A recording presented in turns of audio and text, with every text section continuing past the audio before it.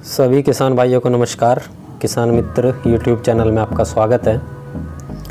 आज हमारे dragon fruit farming के ट्रेनिंग वीडियोस का सीरीज़ का पहला वीडियो है ये, जिसमें हम सॉइल प्रिपरेशन के बारे में आज बात करेंगे। जैसे कि आप देख पा रहे हैं वीडियो में, ये हमारे धान की कटाई चल रही है। अभी लगभग सभी जगह पे नॉर्थ जोन में धान की कटाई चालू है, या फिर दूसरे एरिया में जो भी फसल है तो तिलहन वाली, तो वो भी अभी कटिंग चालू है उनकी। धान की जब आपकी कटाई हो जाती है तो उसके बाद में आपको खेत किस हिसाब से तैयार करना है, आज इस वीडियो में यही बताया जाएगा। ये कुछ धान का हमारा इस तरह का प्रोडक्शन निकला। जब भी आपकी धान की कटाई हो जाती है उसके बाद में कुछ ये इस तरह का भूसा बचता है, इसको इकट्ठा कर लीजिए। ये आपको सर्दी के टाइम पे बहुत काम आने वाला है। इसके बारे में आगे में आपको मैं डिटेल से बताऊंगा। सब्सक्राइब कीजिए किसान मित्र यूट्यूब चैनल को और दबाइए बेल आइकन, ताकि हमारी आने वाली कोई भी वीडियो आप मिस ना करें। सबसे पहले अपना खेत की अच्छी तरह से बुहाई करवाइए। बुहाई होने के बाद में हम सैंपल लेंगे सॉइल टेस्टिंग के लिए। ये सैंपल बहुत ज़रूरी है, चाहे आप किसी भी तरह की खेती कर रहे हैं, बागवानी से या फिर और कोई भी खेती करना चाहते हैं फ्रूट की, तो सैंपल टेस्टिंग बहुत ज़रूरी है। ये इस तरह से हम 1 फीट बाई 1 फीट का ये गड्ढा बना लेंगे। इसकी चौड़ाई 1 फीट बाई 1 फीट रहेगी और गहराई भी 1 फीट रहेगी इसकी। 1 फीट गहराई इसके लिए हम ले रहे हैं क्योंकि जो बागवानी जो फसलें रहती हैं वो 2 फीट तक उसकी जड़ें नीचे तक जाती हैं, लेकिन हमारे ड्रैगन फ्रूट की जड़ें इतनी हार्ड नहीं होती कि वो ज़्यादा गहराई तक जाती हैं। तो इसके लिए हम 1 फीट तक ही मिट्टी ले रहे हैं सैंपल के लिए। मिट्टी आपको जो लेनी है वो वी शेप में आपको इस तरह से गड्ढा करना है, और मिट्टी डायरेक्ट साइड से खुरच के आपको लेनी है। ऐसे नहीं कि डायरेक्ट बीच में से ले लें, क्योंकि जो जड़ें जो फैलेंगी वो बीच वाली लेयर में ही फैलेंगी। तो इस तरह से माहिन कर लीजिए मिट्टी को। और कहाँ से आपको ये मिट्टी लेनी है, कम से कम एक खेत में से आपको 5 जगह से मिनिमम मिट्टी लेनी है। हर कोने से मिट्टी लेनी है। हर कोने पे आपको 10 फीट जगह छोड़ के 10 फीट आगे से मिट्टी लीजिए, और एक सेंटर से। तो इस तरह से आपको कम से कम 5 सैंपल लेने हैं मिट्टी के। ये इस तरह हमने पहला एक सैंपल लिया अपना। ये सेंटर ऑफ हमने अपना जो फार्म था वहाँ से, जो अब लगाने वाले हैं हम, वहाँ से हमने एक सैंपल कलेक्ट किया। इस तरह से फिर हमने ऐसे 5 सैंपल ले लिए, 4 कोनों से और एक खेत के बीच में सेंटर से। अगर आप तिलहन वाली कोई फसल लगा रहे हैं तो 6 इंच तक ही इसका मिट्टी खोदी जाती है, और अगर बागवानी वाली कोई फसल लगा रहे हैं तो 2 फीट गहराई में जो मिट्टी रहती है उसका सैंपल हम लेते हैं। इस तरह से हमने 5 सैंपल को इकट्ठा कर लिया। इकट्ठा करने के बाद में इसमें जो पुरानी फसल की जड़ें रह जाती हैं वो, और जो भी बीच में थोड़ा बहुत तिनका वगैरह और जो अनवांटेड जो इसमें चीज़ें रह जाती हैं वो हम निकाल देंगे हाथ से, और इसको एकदम माहिन कर लेंगे। मिट्टी को हाथ से एकदम बारीक कर लेंगे। जो भी अनवांटेड पार्टिकल्स इसमें रहेंगे, जो कंपोनेंट रहेंगे, हम उसको बाहर निकाल देंगे हाथ से। इस तरह से हम इसको मिट्टी को स्मैश कर रहे हैं। ये करीबन 5 लिफाफे में हमारे ये 2.5 kg की करीब मिट्टी इकट्ठी हो गई थी। इस तरह से हम बाहर निकाल देंगे इसमें चुन के। इसका हम अभी एक बेड बनाएंगे। ये रेक्टेंगुलर शेप में आप बेड बनाइए। पहले मिट्टी को अच्छी तरह से इसको बारीक कर लीजिए, और जो भी अनवांटेड पार्टिकल्स है वो पूरा बाहर निकाल दीजिए इसमें से। मिट्टी आपको कहाँ से लेनी है, मिट्टी आपको ऐसे एरिया से नहीं लेनी है, खेत में ऐसे भाग से नहीं लेनी है जहाँ पे पहले से कोई खाद हो, या फिर आपने वहाँ कोई भी पेस्टिसाइड यूज़ किया हो। तो कोशिश कीजिए कि जहाँ पे खाद वगैरह पहले से नहीं डाला हो तो वहाँ से हम सैंपल लें, तो वो अच्छा रिजल्ट देगा उसका। तो उससे पता चलता है कि मिट्टी की नेचुरलिटी क्या है, इसके अंदर में एक्स्ट्रा कुछ मिक्स तो नहीं था, वरना तो फिर आपका सैंपल ख़राब हो जाएगा। ये इस तरह से हम एक बेड बनाना चालू कर देंगे इसका। पहले इसको अच्छी तरह से स्मैश कर लेते हैं हम। ये इस तरह से हम एक रेक्टेंगुलर इसका बेड बना देते हैं।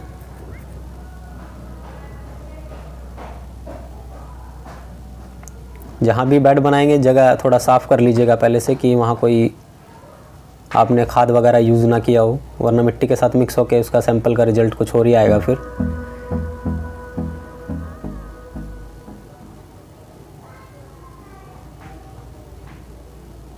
ये इस तरह से बेड बनने के बाद में हम इसको 4 भागों में इसको डिवाइड कर लेते हैं।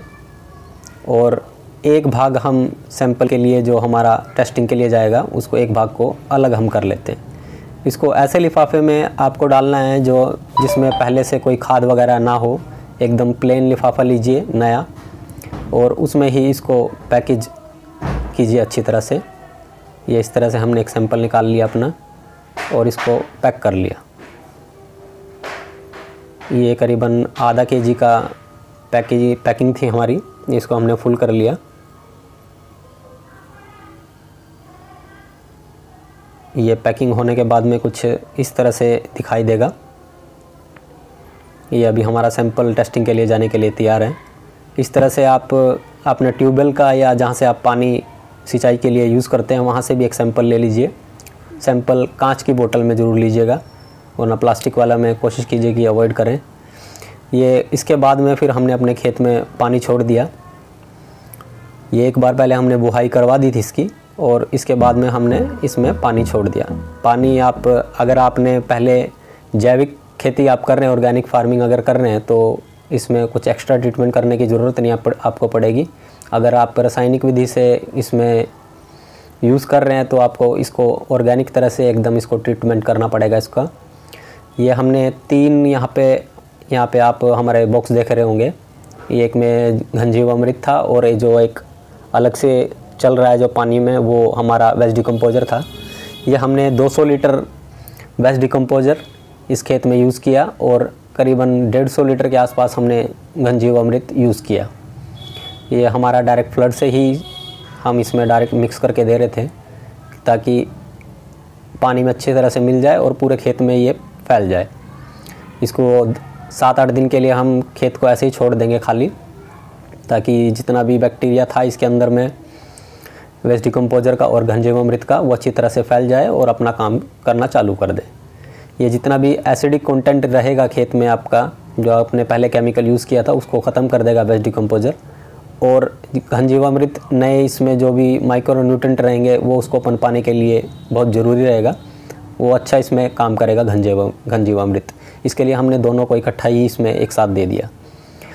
ये पानी जाने के करीबन 2 दिन के बाद में ऐसा व्यू था, पानी पूरा सूख गया, ज़मीन आपको पूरी गीली दिखाई दे रही है। ये यहीं पे हम अपना फार्म एक्सटेंड कर रहे हैं। ये करीबन 350 से 400 पोल और एक्सटेंड करेंगे हम। ये इस तरह से आपको व्यू इसके बाद में दिखाई देगा। तो इस तरह से आप अपना सॉइल का प्रिपरेशन कर सकते हैं।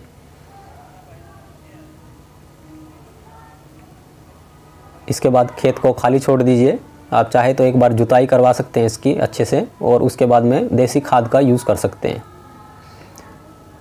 खेत में पानी जब अच्छे से सूख जाए उसके बाद में इसमें आप गोबर की खाद मिक्स कर सकते हैं। ये 1 एकड़ के लिए करीबन 6 से 7 ट्रैली आपकी गोबर की खाद लगेगी। करीबन 2 साल पुरानी खाद ही लीजिए और उसके बाद में खेत की जुताई कर दीजिए और खेत को ऐसे ही खाली छोड़ दीजिए कम से कम 1-1.5 महीना के लिए। तो आज की वीडियो में इतना ही था। इस तरह से आप अपने सोइल प्रिपेयर कर सकते हैं ड्रैगन फ्रूट की खेती के लिए।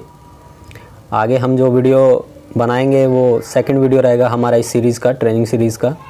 उसमें हम स्ट्रक्चर के बारे में बात करेंगे। इसमें जो फ्रेम रहता है उसका डिज़ाइन किस हिसाब से रहता है, रिंग का और पोल का, ताकि आप भी अपना अलग से अपना स्ट्रक्चर बना सके, उसके लिए प्रिपेयर हो सके पहले से ही। तो सेकंड वीडियो हमारा कोशिश करेंगे कि हम 3 से 4 दिन के बाद इसमें डाल दें। तो आज की वीडियो में इतना ही था। वीडियो देखने के लिए आपका बहुत बहुत धन्यवाद। अगर आपकी कोई क्वेरी या क्वेश्चन है तो आप कमेंट सेक्शन में डाल सकते हैं, वरना हमारा फ़ोन नंबर ऑलरेडी दिया हुआ है वीडियो के बॉटम में। आप वहाँ से भी कॉल करके हमसे सवाल पूछ सकते हैं अगर आपकी कुछ क्वेरी है तो वीडियो देखने के लिए आपका बहुत बहुत धन्यवाद। मिलते हैं अगली वीडियो में।